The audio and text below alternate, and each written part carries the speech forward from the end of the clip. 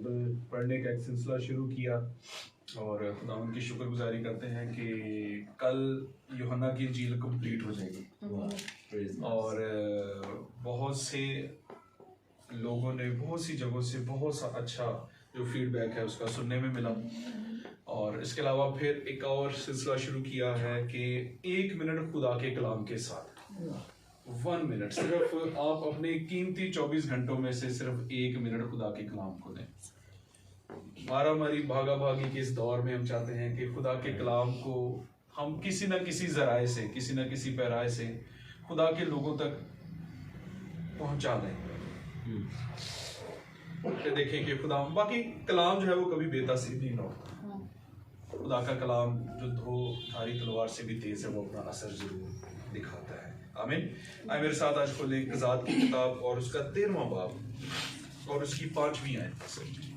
कज़ात की किताब उसका 13वां बाब चैप्टर नंबर 13 और उसकी वर्स 5। खुदावंद की जिंदा पाक कलाम में ये मरकूम है। आज खुदावंद कौन करेगा? चलिए जी, आज जिस बाजी की आज है ना, वह भी बर्थडे, इससे करवाते हैं आज है। कज़ात की किताब 13 बाब और उसकी 5वीं आयत। क्योंकि देख, तू हामला होगी और तेरे बेटा होगा और उसके सर पर कभी उस तरह न फिरे, इसलिए कि वो लड़का पेट ही से खुदा का नजीर होगा और वो इसराइलियों को फलिस्तियों के हाथ से रहाई देना शुरू करेगा। आमीन। खुदा उनके पाक कलाम का पढ़ा और सुना जाना हम सबों के लिए भाई से बरकत हो, शुक्र हो। आए चंद लम्हात के अपनी आंखों को बंद करेंगे और खुदावंद से आज के इस कलाम के लिए ना सिर्फ मेरे लिए, अपने लिए भी कुव्वत को मांगेंगे, उस सोच को, अकल को मांगेंगे, उस दिल को मांगेंगे जिसमें कलाम आज सरायत करे। खुदावंद मैं तेरी शुक्रगुजारी करता हूँ उन जानों के लिए खुदावंद जो तेरी हजूरी में इकट्ठा हैं। खुदा तो अपने पाक कलाम को खुदावंद जारी करना, मेरा मुंह बनना खुदावंद, और तेरे बाब आसमानी तेरा कलाम पूरी दयानिदारी से तेरे लोगों के साथ शेयर करने वालों उसी खुदावंद के वसीले से मांगते और पा लेते हैं। आमीन। कज़ात की ये किताब जब हम इसको पढ़ते हैं तो काजियों की ये किताब, काजी किसे कहते हैं? जज को। काजी किसे कहते हैं? जज, फैसला करने वाले, इंसाफ करने वाले। काजियों की ये किताब, इसको जब हम बगौर पढ़ते हैं तो इसमें बहुत से ऐसे वाकयात हमें मिलते हैं जिसमें बहुत मारामारी, खून खराबा है और खुदा का जोरावर हाथ है। खुदा का जोरावर हाथ है। और जोरावर हाथ किन के खिलाफ है? फिलिस्तियों के खिलाफ, कनानियों के खिलाफ, फिलिस्तियों के खिलाफ, या किन के खिलाफ? अपनी ही कौम बनी इसराइल के खिलाफ, अपनी ही कौम बनी इसराइल के खिलाफ। क्यों? जब हम इस किताब को पढ़ना शुरू करते हैं तो उसके पहले बाब में लिखा है कि यशवा की वफात के बाद, यशवा की वफात के बाद क्या हुआ कि कौम बनी इसराइल किस तरह फिरी? गुनाह में, बदी में गिरी। और जब वो बदी में गिरी तो क्या हुआ? खुदा ने एक काजी को बर्पा किया। और बदी में उनके गिरने से क्या हुआ? कभी वो खुदा उनको फिलिस्तियों के हाथ में कर देता, कभी अमालिकियों के हाथ में, कभी मदियानियों के हाथ में कर देता था। और किस वजह से करता था? जब वो हालत सुकून में होते थे तो क्या करते थे? बदी करते थे। हालत सुकून में क्या करते थे? हम भी बाज़ औक़ात हालत सुकून में, अमन की हालत में क्या करते हैं? बदी करते हैं। और खुदा हमें फिर क्या करता है? नापसंदीदा अकल के हवाले कर देता है। और फिर खुदा अपने कलाम के जरिए से हमें झंझोड़ता, हमें हिलाता है। वो बताता है कि you are going on a wrong track. और बार बार हम देखते हैं कि पहला जब काजी आया उसके बाद 40 साल तक इसराइल में अमन रहा। जब वो मर गया तो फिर इसराइल ने बदी की और वो किसकी तरफ फिरे? गुनाह की तरफ मुड़े और खुदा से दूर हुए। और खुदा ने उन्हें कनानियों के, अमालिकियों के, मदियानियों के हाथ में कर दिया। और जब हम ये वाकया पढ़ते हैं, समसून का ये वाकया, उस वक्त भी इसराइल फिलिस्तियों के हाथ में, उनकी गुलामी में 40 साल से थे। कितने अरसा से जी? 40 साल से। और खुदा ने फिर मनोहा की बीवी जो बांझ थी, दान के कबीला से, उस खानदान के उस औरत से कलाम किया फरिश्ते को भेज के कि देख तू हामला होगी, देख तू। ये बात हमें नया नामे में मिलती है जिसको बहुत रिस्पेक्ट से पढ़ते हैं। किसके बारे में? यीशु मसीह के बारे में। और यीशु मसीह को क्या कहा गया कि वो अपने लोगों को निजात देगा, छुड़ाने वाला। और यहाँ पे हम समसून को भी जब देखते हैं तो क्या है कि वो अपने लोगों को किन के हाथ से छुड़ाएगा? छुड़ाना शुरू करेगा, छुड़ाएगा नहीं, छुड़ाना शुरू करेगा फिलिस्तीयों के हाथ से। और वो कहते हैं कि पैदाइश से ही, पैदाइश से कहते हैं मां के पेट से ही खुदा का नजीर होगा। खुदा का नजीर। खुदा का नजीर कौन है? खुदा की नजर में, खुदा की नजर में जो लोग हैं, जो खुदा की खास हजूरी के लिए मन्नत के तौर पर माने जाते हैं कि ये खुदा की हजूरी में रहेंगे, खुदा की हजूरी में रहेंगे। उनके लिए एक खास जो लफ्ज है कि वो बेछटी ताकों की मानत होंगे। बेछटी ताकों की मानत। बेछटी ताकें कौन सी होती हैं कि जब वो जब पैदा होंगे तो ना तो उनके बाल काटे जाएंगे, ना तो उनके बाल काटे जाएंगे, और वो हर वक्त कहां पे रहेंगे? खुदावंद की हजूरी में रहेंगे। और वो किसी नापाक चीज को नहीं छुएंगे, किसी मुर्दे को, किसी लाश को, उसकी हड्डियों को नहीं छुएंगे। और नफ्स की ख्वाहिश से पाक रहेंगे। नफ्स की ख्वाहिश से यानी कि जिस्मानी ख्वाहिशात से क्या रहेंगे? पाक रहेंगे। गिनती की किताब उसके 6 बाब में और अहबार 25 बाब में भी हमें इसका जिक्र मिलता है कि जो खुदा के नजीर होते थे वो खास किसके लिए होते थे? खुदा के लिए होते थे। और कोई हराम चीज, कोई नशावर चीज, ताकिस्तान किसे कहते हैं? जिसे अंगूरों का बाग कहते हैं। अंगूरों का बाग। ना तो वो अंगूर खा सकते थे और ना ही वो अंगूर पी सकते थे मैं की शक्ल में। किसी ऐसी शय को वो छू नहीं सकते थे जो उनको नापाक करे, जो उनको क्या करे? नापाक करे। ये खुदा का नजीर है। खुदा ने हमें भी अपने नजीर बनाया हुआ है। यीशु ने कहा कि तुमने मुझे नहीं, मैंने तुम्हें चुन लिया है। तुमने मुझे नहीं, मैंने तुम्हें चुन लिया है। तुम्हें दुनिया से अलग कर लिया है। अब तुमने क्या करना है? पाक रहना है, परहेजगार रहना है, और हर उस नापाक शय से बचना है जो तुम्हें गुनाह की तरफ रागब करती है। गुनाह की तरफ क्या करती है? रागब करती है। हर उस शय से बचना है।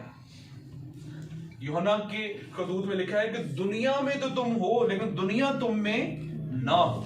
तुम दुनिया में तो हो लेकिन दुनिया तुम में ना हो। अब जब हम इस तरह की परहेजगारी, नफसानी ख्वाहिशात से पाक, खुदा के लिए मखसूसियत, और कैसे करना चाहिए कि हर तरह के ऐब से पाक शख्स को देखते हैं तो वो कितना बाबरकत शख्स होगा, कितना जोरावर शख्स होगा जो खुदा की नजर में है, जो खुदा का नजीर है, जिसके साथ खुदा की रूह है। समसून वो शख्स जो पैदाइश से ही खुदा का नजीर था। और कलाम मुकद्दस लिखा कि जैसे ही वो बच्चा बढ़ना शुरू होता है तो क्या खुदा की रूह उसे उभारती रहती है। कोई शख्स नहीं उभारता, ना उसकी माँ बाप, बल्कि कौन? खुदा की रूह से उभारती है।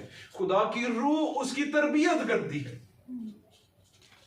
लेकिन उसके बावजूद जब वो जवानी में पहुंचता है तो लिखा है कि वो अपनी एक खास हरकत की वजह से एक खास कमजोरी उसमें नजर आने लगी। एक खास कमजोरी उसमें क्या हुई? नजर आने लगी कि वो दूसरी खवातीन की तरफ रागब होना शुरू।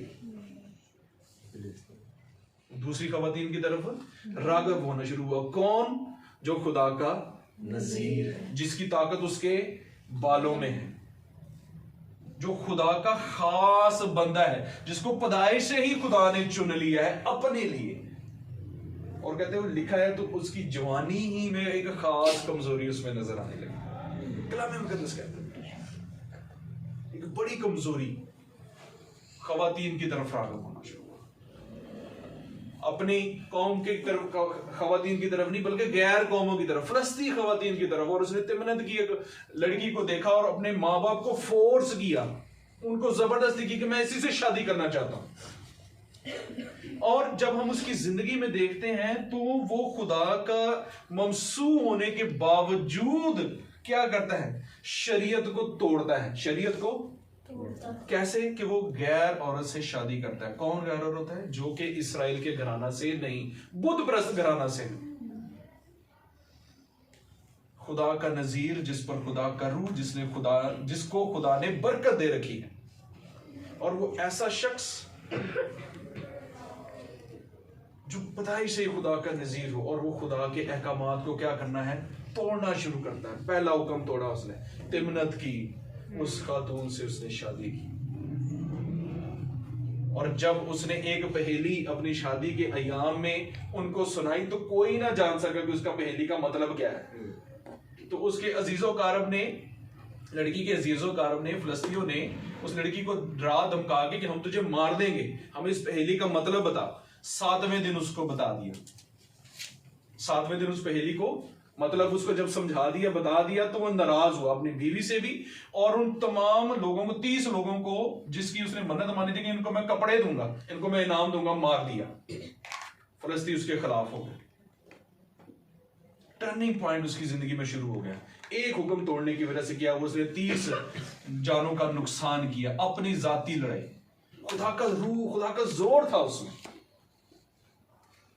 लेकिन क्या किया उसने, उस जोर को गलत तरीके से इस्तेमाल किया, गलत जगह पे इस्तेमाल किया। और उसने जब उन 30 लोगों को मारा तो वहां से वो भाग गया, इस्राएल में चला गया, अपने मुल्क में चला गया। और कुछ अरसे बाद जब एक बकरी का मेंढा लेके वापस आया कि अपनी बीवी को ले जाए, तो उसके ससुर ने उसको देने से इनकार कर दिया। कहता नहीं जी मैं नहीं देता, वो मैंने किसी और को ब्याह दिया, तो उसकी छोटी बहन ले जा। उसको गुस्सा आया, फिर उसका शदीद गुस्सा भड़का। क्या किया उसने, 30 लोमड़ियां पकड़ी, उनकी दुमों को आग लगाई और फिलिस्तियों के खेतों में छोड़ दिया। और फिलिस्तियों के जब खेतों में छोड़ दिया, उनकी सारी जो फसलें थी, पैदावार थी, क्या होगी, तबाह होगी, आग लगी, खत्म होगी। फिलिस्ती नाराज हुए, उससे लड़े। और जब उससे लड़े तो उसको देखा कि उसको ना बांधा उन्होंने। तो उसने क्या किया, इतना वो खुदावंद के रूह में, इतनी जोर में वो ताकतवर था कि उसने फिलिस्तियों के वो जो दरवाजे थे ना, बड़े बड़े फाटक थे, उनको कहते थे उनके पल्लों और बैंडों समेत, उनकी जड़ों समेत उसने उखाड़ लिया। वो इतने बड़े ह्यूज 25-25 फुट दरवाजे थे, इतना जोरावर शख्स है। और 2 मील मसलन कम से कम 4 किलोमीटर तक पहाड़ पर खींच के ले गया हमको, और कोई उसको रोकने वाला ना था। लेकिन क्या था, एक पहला गुनाह उसने किया। क्या था कि एक उसने खुदा की शरीयत के अहकामात को तोड़ा। दूसरा कि वो चूंकि खुदा के लिए मन्नत माने हुए लोग होते थे, खुदा के लिए क्या होते थे, मन्नत माने लोग होते, वो सिर्फ खुदा के लिए होते थे। तो उसने उन तमाम मन्नतों को भी जो खुदावंद के हुजूर एक खास शख्स ने, इस ममसूर ने गुजरानी थी, वो भी नहीं गुजरानी। 2 बातें। तीसरी चीज जो उसमें खामी पाई गई वो क्या थी कि वो नफ्स का गुलाम हो गया, ख्वाहिश का गुलाम हो गया। उसने अपनी नफ्स की, अपनी ख्वाहिश की ताबेदारी की, और जिसकी वजह से क्या हुआ कि वो गुनाह पर गुनाह, गुनाह पर गुनाह, गुनाह पर गुनाह जो है वो करता रहा। और जब फिलिस्तियों ने देखा ना कि ये तो हमें बहुत नुकसान पहुंचा रहा है, तो फिलिस्तियों की फौज इकट्ठी हुई और यहूदा के ऊपर उसने हल्ला बोल दिया। और जब वो उसके ऊपर हमला करने गए तो वो एक क्रैद अरीम में, एताम में, सॉरी, उसके पहाड़ की एक दर्ज में छुपा हुआ था, बैठा हुआ था। वैसे ही मतलब वहां पे चला गया था, अकेला हो गया था। तो 3000 जो इस्राएली फौजी उसको वहां से लेने के लिए गए, क्यों कहता है तुम मुझसे कसम खाओगे, तुम मुझे नहीं मारोगे वरना मैं तुम्हें मारूंगा, तो मुझे बांध के उनके हवाले कर दो, मैं जानूं और वो जाने। और यहूदा के लोगों ने उसे बांध कर फिलिस्ती फौज के जो 1000 फौज उसको पकड़ने के लिए आई थी उसके हवाले कर दिया। और लिखा कि जिन नई रस्सियों से उसको बांधा था वो ऐसे टूट गई, जैसे जली हुई रस्सियां होती हैं। इतना खुदा का रूह उस पर काम करता, इतना जोर था खुदा का रूह का उस पर। और उसने एक गधे की जबड़े की हड्डी को पकड़ा, मरे हुए गधे की जबड़ी को हड्डी को पकड़ा। एक और उसने हुक्म तोड़ दिया कि एक खास है कि वो जो ममसू है वो किसी लाश को छू नहीं सकता। और फिर उसने क्या काम कर दिया, उस हड्डी को जब पकड़ लिया तो क्या हुआ, एक और उसने हुक्म तोड़ दिया। गो के खुदा का रूह उस पर है, खुदा का जोर उसके साथ है। और उसने 1000 फलस्ती फौजियों को मार दिया उस जबड़े की हड्डी से। लेकिन क्या वो 1000 जाने खुदा के हुक्म से बड़ी थी? नहीं, उसने खुदा के हुक्म को तोड़ा। गो के वो एक बड़ा सूरमा बना, बड़े जोरा और हाथ के साथ था। उसके बावजूद उसने जब खुदा के हुक्म को तोड़ा तो वो गुनाहगार हुआ। और 20 साल उसने इसराइलियों पर हुकूमत की, काजी रहा और 20 साल तक इसराइलियों में अमन रहा। अगर वो फलस्तीनियों को मार नहीं सका ज्यादा, उसने यानी कि उनके ऊपर बाकायदा जो एक कौमी जंग थी वो नहीं लड़ी, जाती जंगें लड़ी, जाती लड़ाइयां उनके साथ लड़ी। लेकिन उसने फलस्तीनियों को आगे बढ़ने से भी रोक दिया, क्योंकि उन लोगों को पता चल गया था कि एक शख्स इसराइल में है जिसके ऊपर खुदा का जोर है, खुदा का रूह है, जो हमें मार सकता है। एक हड्डी से भी, एक मरे हुए गधे की जबड़े की हड्डी से भी मार सकता है। ये फलस्ती जान गए। इसलिए जब तक वो उसकी ताक में रहे, जब तक वो उसको कमजोर करने की सलाह में लगे रहे, उस वक्त तक उन्होंने उस पर हमला नहीं किया। लेकिन खसलत किस में पाई गई? समसून में। कितने गुनाह कर बैठा है, शरीयत तोड़ बैठा है, मन्नतों को नहीं मान रहा, नफसानी ख्वाहिश के ताबिया हो गया, लाश को, उस नापाक चीज को उसने हाथ लगा लिया, तो भी खुदा का रूह से जुदा नहीं हुआ, क्योंकि वो पैदाइश से ही क्या था? खुदा का नजीर था। फिर क्या होता? फलस्तीन में जाता, एक कस्बी के घर, वहां से पसंद आ जाती है दलाइला। उसके इश्क में गिरफ्तार होकर क्या करता है कि उसके बार बार उकसाने पर फलस्ती जितने भी हुकूमत वाले सरदार थे, उन्होंने उनको कहा कि जी तो इसकी कमजोरी ढूंढ के इसकी ताकत का राज क्या है। वो ताकत का राज ढूंढते हैं, बार बार उसकी, कभी वो गलत बताता है, कभी कुछ बताता है, कभी कुछ बताता है। आखिरकार उसके बार बार तंग करने पर उसे बता देता है कि मेरी सारी ताकत किसमें है? मेरे बालों में। अगर मेरे बाल काट दिए जाएं तो मैं खत्म हो जाऊंगा। दलाइला ने वो सारा जो किस्सा है, सारी जो उसकी ताकत का राज फलस्तियों के आगे रख दिया, और उसने उसके बाल काटे जब वो उसके पास सो रहा था, और फलस्तियों ने उसके ऊपर हमला किया। और सबसे पहले जब उसे रस्सियों से पकड़ के बांधा तो उसकी आंखें निकाली ताकि वो देख ना सके। और लिखा है कि खुदा का ममसू, खुदा का रूह जिसके ऊपर जोर से था, फौरी खुदा का रूह उसके पास से क्या हो गया?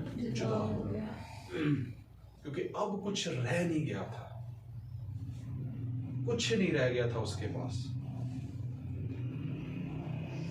खुदा का रूह जुदा हो गया। जबरदस्त सूरमा है, जबरदस्त आदमी जिसको आज तक कोई जेर नहीं कर सका, और वो क्या कर रहा है कि उनके कैद खाने में चक्की पीस रहा है, आटा पीस रहा है, पानी पीस रहा है। और अपने आखिरी अयाम में लिखा है कि आज यहां पे एक और जो उसके साथ उससे गलती हुई, गलत लोगों पर एतमाद किया। किन पे एतमाद किया? गलत लोगों पर एतमाद किया। और जब वो वहां पर पहुंच गया, जब वो उसके आखिरी अयाम आ गए, जब वो समझ गया, तो वो खुदावन से फिर इस चीज को दुआ करता रहा कि खुदावन मुझे एक मौका दे कि मैं, ताकि मैं अपनी आंखों का निकालने का बदला ले सकूं। और फिर जब वो 3000 का मजमा उसको मारने से पहले वो इकट्ठा किया उन्होंने, और अपने देवता से बड़े वो खुश हो रहे हैं कि जी खुदा, तो हमारे देवता ने हमारे दुश्मन को हमारे हाथ में कर दिया है, और वो बड़ी खुशी मना रहे हैं। तो उसने खुदावन से दुआ की कि खुदावन मुझे एक दफा ये मौका दे दे। और वो 3000 का मजमा एक छत पर खड़ा है, और एक लड़का जो उसको असिस्ट कर रहा है वो कहता है कि मुझे इन पिलर्स के दरमियान में तो एक दफा खड़ा कर दे। और खुदावन से दुआ करता है, खुदावन मुझे एक दफा तू वही जोर अता कर दे ताकि मैं इन तमाम लोगों को मार सकूं। और लिखा है कि खुदावन ने उसको जोर दिया और उसने उन पिलर्स को खींचा तो 3,000 का मजमा जो उस छत पर था गिर गया, उसके समेत मर गया, उसके समेत मर गया। ये सारी कहानी बताने का मकसद क्या है? ये आप पढ़ भी सकते थे, आपने पढ़ी भी हुई, आपने सुनी भी हुई है, लेकिन इस कहानी का मतलब मकसद क्या है? कुछ चीजें हमें अपने लिए आज सीखनी है, हमारे लिए सीख है। नंबर 1, अपनी मन्नत जो आप खुदावंद के हुजूर गुजारने माने, उसको गुजराने, कुछ भी हो, जो भी आपने छोटी है बड़ी है किसी भी सूरत की मन्नत आपने खुदावंद से मांग ली है तो उसको गुजराना। समसून खुदा की मन्नत था, खुदा के हुजूर मन्नत में था, लेकिन नहीं पूरा अपनी मन्नत को नहीं गुजराना। अपने आखिरी अयाम में जब जाके उसने खुदा की इस अहमियत को, खुदा की अहमियत को, खुदा के जोर को, खुदा की रूह को समझा तो वो जान गया कि हाँ तो खुदा है जिसका जोर मुझ पर है। इसलिए जो खुदावन के हुजूर अपनी मन्नत को माने उसको जरूर गुजराने, उसको गुजराने में कभी भी देर ना करें। दूसरी बात कि खुदा के अहकामात अगर आपने बाइबल मुकद्दस में से नहीं पढ़े, आपने किसी प्रीचर से, पैगाम सुनाने वाले से नहीं सुने तो ठीक, लेकिन अगर आप पढ़ चुके हैं, आप जान चुके हैं, आप सुन चुके हैं तो खुदा के अहकामात को जरूर मानिए। ना मानने से आपको नुकसान होगा। खुदा के अहकामात को लाज़म अल मजलूम क्या करें? माने। खुदा के अहकामात की, उसकी शरीयत की, उसके इन तमाम अहकामात की जो है वो कलाम मुकद्दस में जो यीशु मसीह में कहते हैं कि पहला हुक्म क्या है खुदा यीशु मसीह ने दिया कि तू अपने सारे दिल, अपनी सारी जान और अपनी सारी अकल से खुदावंद अपने खुदा से क्या रखे? मोहब्बत रख, और अपने पड़ोसी को अपनी मानद। इन अहकामात को माने। अगर आप इनको नहीं मानते तो आप शरीयत की, खुदा के अहकाम की क्या करते हैं? खिलाफ वर्जी करते हैं, तो आप गुनाहगार हैं। नंबर 3, अपनी नफसानी, जिस्मानी, दुनियावी ख्वाहिशों के ताबिया मत हो। समसून जो पैदाइश से खुदा का नजीर, खुदा का रूह उस पर, खुदा ने बरकत उसको दिया, खुदा ने अपना जोर उसको दिया, लेकिन अपने जोर को, अपनी उस तमाम जिसे कहते हैं खुदा की हुजूरी को उसने अपनी किस बात से गवा दिया? अपनी नफसानी ख्वाहिश, अपनी जिस्मानी ख्वाहिश, अपनी दुनियावी ख्वाहिश के वजह से, उसकी ताबेदारी करने की वजह से। चौथी चीज, खुदा से हमेशा दुआ करते रहे कि खुदावंद मैं जिन लोगों से बात कर रहा हूं ये ठीक हूं, गलत लोगों पर एतमाद मत करें। आपको पता भी होता है कि ये बंदा गलत है, इसके साथ बात नहीं करनी, इसको मैंने अपना भेद नहीं देना। गलत लोगों पर एतमाद ना करें। समसून ने दलाइला पर एतमाद किया और उसकी वो तबाही का बाइस बना, नुकसान का बाइस बना। कुछ भी हो जाए, जो लोग एक दफा आपको डिच कर दे, एक दफा आपको जरा पहुंचा दे, एक दफा आपको ठेस पहुंचा दें, दूसरी दफा के लिए उसके ऊपर एतमाद ना करें। और नंबर 5 कि आपको जो खुदा ने बख्शिशें और लियाकतें कहते हैं सलाहियतें, एबिलिटीज जो खुदा ने आपको दी हैं उनको नादानी से इस्तेमाल ना करें। ये बात समसून ने अपनी तमाम बरकतों को, बख्शिशों को, लियाकतों को, सलाहियतों को, जोर को किस तरह इस्तेमाल किया? नादानी से इस्तेमाल किया। और क्या हुआ? उसका नुकसान उठाया, उसने गुनाहगार हुआ, मन्नत को तोड़ा, खिलाफ वर्जी की है शरीयत की उसने। इसलिए खुदावंद के इन बातों को इन जिंदगियों को कलाम मुकद्दस में ना ये बड़े अहम है। हालांकि मैं समझता हूँ कि कोई तरह कोई खास कोई बात नहीं थी इसकी जिंदगी में हम देखें समसून की, लेकिन तो भी इब्रानियों के खत में जब हम पढ़ते हैं ना तो वो खुदा के सूरमा के तौर पर उसको बयान किया गया है, क्योंकि उसने कोई लड़ाई कौमी नहीं लड़ी, कौमी लड़ाई उसने कोई भी नहीं लड़ी, सारी उसने कौन सी लड़ाइयां लड़ी? जाती लड़ाइयां थी। उसकी बीवी ने अपने रिश्तेदारों को उस पहेली का मतलब समझाया, उसने 30 लोगों को मार दिया। खुदा ने कहा था उसको फलस्ती पकड़ने के लिए आए हैं, उसने 1000 फलस्ती मार दिए। खुदा ने कहा था? नहीं कहा। उसने जब 3000 का मजमा उसका खेल देख रहा है, उसका तमाशा देख रहा है, और उसने 3000 लोगों को मारा और खुदा से दुआ क्या कर रहा है? खुदावन तुम मुझे एक दफा जोर दे दे ताकि जो मेरे इन्होंने आंखें निकाली है ना, मैं इसका बदला इससे ले दूं। क्या वो खुदा की लड़ाई थी? नहीं, वो उसकी जाती लड़ाई है। उसने जाती लड़ाइयां लड़ी हैं सारी, लेकिन तो भी खुदा से अलहदा हुआ नहीं हुआ। खुदा ने उसको जोर दिया और लिखा है कि उसने सब लोग जितने उसने अपनी पूरी जिंदगी में मारे थे, सबसे ज्यादा उस दिन मारे जिनके साथ वो खुद भी दब के मर गया। 3000 लोग मारे एक ही दिन में। खुदा ने उसकी दुआ को सुना, जवाब दिया। खुदा किसी ईमानदार को उसकी गलतियों के बावजूद इस्तेमाल करता है। हमें बहुत सारी गलतियां, कोताहियां, खामियां पड़ जाती हैं, खुदा फिर भी मुझे इस्तेमाल करता है। भाई सलास को इस्तेमाल करता है, भाई शान को इस्तेमाल करता है, साहिदा को, सनिया को, भाई परवेज को, हम सबको इस्तेमाल करता है अपने नाम के लिए, अपने जलाल के लिए। खुदा वेट करता है, जिस तरह पतरस रसूल के खत में लिखा है ना कि वो तहम्मुल करके ठहरा हुआ है। वो चाहता है चलो इसने मन्ना तो तोड़ दिया है, मेरी शरीयत नहीं तोड़ेगा, मेरा हुक्म नहीं तोड़ेगा, मेरा हुक्म तोड़ दिया है तो चलो अपनी नफसानी ख्वाहिश के ताबिया नहीं होगा, ये मेरा ताबिया रहेगा। खुदा कहता है कि शायद ये अच्छा चलो किसी और पे एतमाद नहीं कर, मेरे पे चलो एतमाद नहीं कर रहा तो किसी गलत बंदे पे एतमाद भी नहीं करेगा। हम वो भी काम कर देते हैं, फिर भी गलत बंदे पे एतमाद कर लेते हैं, फिर भी हम अपनी बख्शिशों को, लियाकतों को कभी इस्तेमाल करके देखें, आप देखें, महसूस करेंगे व्हाट यू हैव। हमने कभी फील ही नहीं किया इस चीज को कि हम कितने प्रीशियस लोग हैं। किसी दूसरे शख्स से जाके आप कहें, अपना फेथ बयान करना शुरू करें ना कि who am I, we are the daughters and sons of God, the living God, the heavenly father, खुदा बाप के हम बेटे बेटियां हैं। वो एक्सेप्ट नहीं करते, मानते नहीं हैं। लेकिन हमारा खुदा कैसा है कि हमारी कमियों कमजोरियों के बावजूद वो हमें इस्तेमाल करता है। और वेट में रहता है कि शायद ये नहीं किया तो इस तरह कर लेगा, इस तरह नहीं किया तो इस तरह कर लेगा, इस तरह नहीं किया तो इस तरह कर लेगा। इतनी ऑप्शंस खुदा ने दिया और हम कहते हैं, और हम उस चीज को रिलैक्स समझ लेते हैं, हम ठंडे पड़ जाते हैं, कोई बात नहीं, खैर है, चलो खुदा ने इसके लिए नहीं कहा तो चलो इसके लिए भी नहीं कहा। जिस तरह ज़बूर नवीस कहता है, कहता है वो नदानी से कहता है, नदान जो है वो नदानी से कहता है कि खुदा मुझे हिसाब में नहीं लाएगा।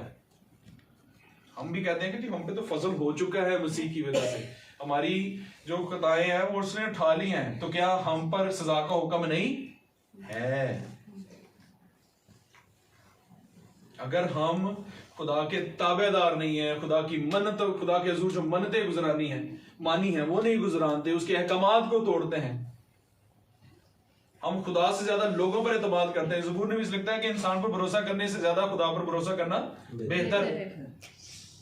अगर हम उन तमाम बातों के जो कलाम हमें कहता है उलट करते हैं, तो खुदा क्या हमें फिर भी बख्श देगा? वो कि उसका फजल है मसीह के वसीला से, वो कि हम कमजोर हैं, लेकिन शुक्रगुजारी किस बात के लिए कि वो हमारी गलतियों, कोताहियों, खामियों के बावजूद भी हमें इस्तेमाल करता है। हम जितनी बुरी तरह से नाकाम हो भी जाए तो भी हमें खुदा पर तवक्कल करना नहीं छोड़ना, कैसे भी हालात आ जाए, कैसी भी पोजीशन आ जाए।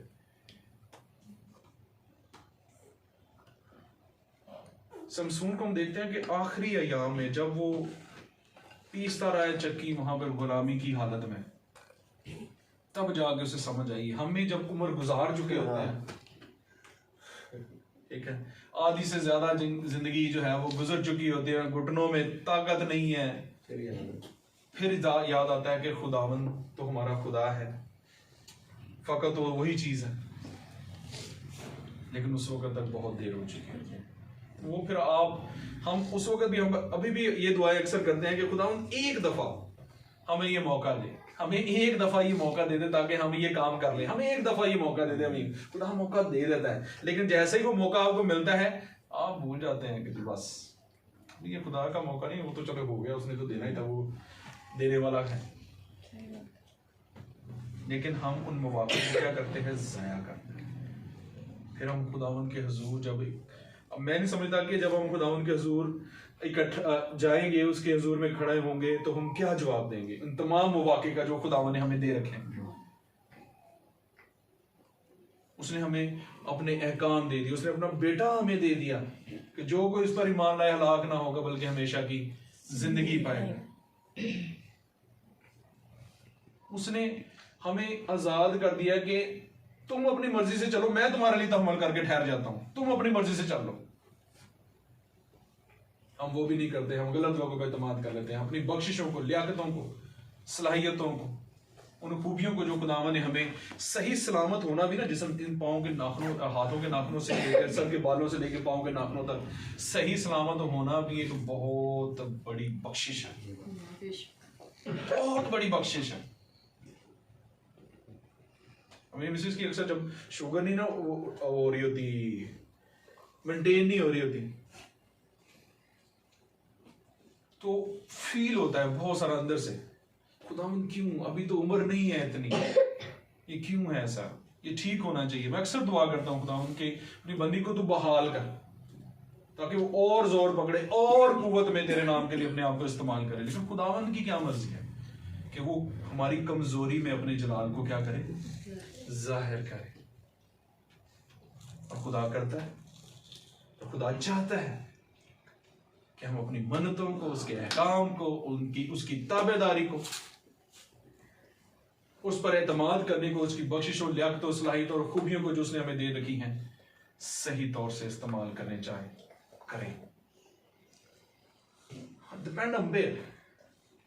मैं अक्सर सलाह भाई को कहता हूँ, अक्सर कहते हैं तो पैसे कि मैंने कहा यार, पैसा कमाना जो है ना कोई मुश्किल काम नहीं है, पैसा कमाना मुश्किल काम नहीं है, ताबेदारी जो है ना खुदा के साथ सिंसियर होके चलना सबसे बड़ा मुश्किल काम है। बहुत कमाया, बहुत उजाड़ा, बहुत सारा कुछ किया, सब कुछ खुदा ने दिया, दे रखा है, खुदा उनकी शुक्रगुजारी। ये था जो मुझे याद है कि पैसा कमाना जो है वो आसान बात है, लेकिन यीशु की खातिर पैसा छोड़ना मुश्किल बात। यीशु की खातिर पैसे को छोड़ देना ये बड़ा मुश्किल है। मैंने छोड़ा, खुदावंद की शुक्रगुजारी है कि उसने अपना अतमाद, अपना हाथ, अपना कवि हाथ मेरे अंदर रखा है। और खुदावंद आने वाले दिनों में हमें, मैं देखता हूं कि बहुत बढ़ा रहा है, मेरी वुसअत को बढ़ा रहा है, मेरी दुआ को वो सुनकर उसने मुझे प्रोवाइड कर दिया। न्यू ईयर पे खुदावंद ने मुझे मैसेज, पैगाम दिया, मुझे दिया उसने मैसेज कि मैं तुझे वाकई बरकत दूंगा, मैं तेरी हदूद को बढ़ाऊंगा, मैं तेरी हदूद को बढ़ाऊंगा। और मैं जब ये पैगामात अपने अपलोड करता हूं तो मुझे यूके से कई मैसेज आ रहे हैं, कहीं से आ रहे हैं, पंजाब से, इंडिया के पंजाब से मुझे मैसेजेस आ रहे हैं, लोग कॉन्टेक्ट कर रहे हैं, बता रहे हैं और कहते हैं जी हम इस कलाम के वसीला से, हम इन बातों के वसीला से बहुत बरकत पा रहे हैं। तो खुदा ने मेरी हदूद को क्या किया, हालेलुया, खुदावंद की शुक्रगुजारी है।